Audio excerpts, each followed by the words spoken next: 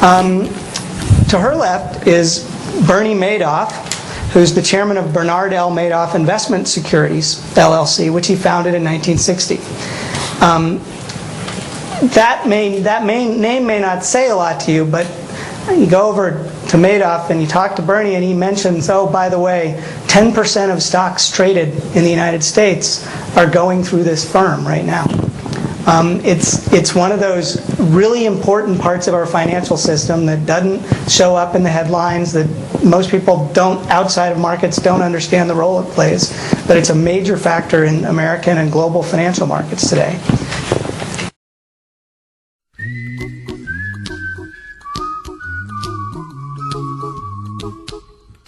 Oh, I'm sorry.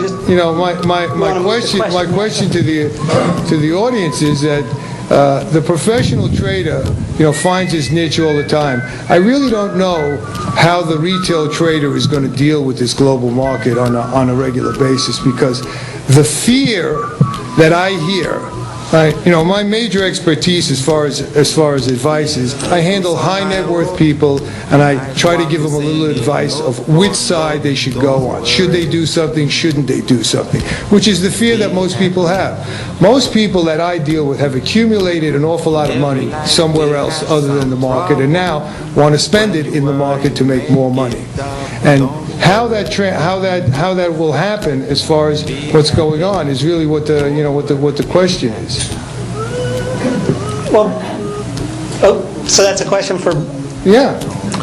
Well, wow. Look, first of all, there's been a lot of discussion about, the speed and everything else like that. There's no reason that the average investor has to worry about that.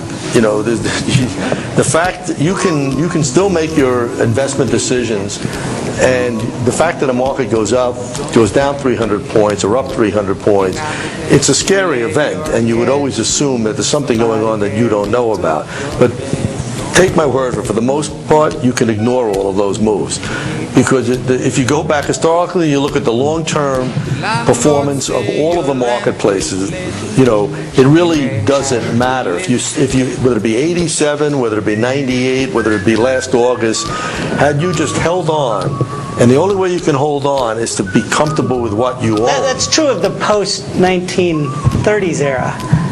Well, but look, you can go 20 years. You go back forever, right. But let's live in the real world. No, I agree. The real world that you have to deal with. If you ignored almost anything that's happened in most of our lifetimes, at least the people sitting around here, you would be fine had you just held on.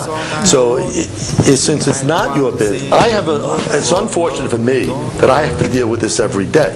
So and I have clients that do care about what happens every day.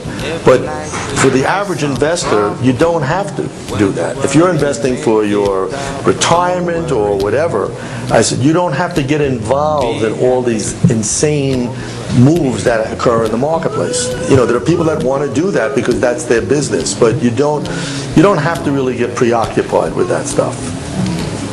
Yeah, let's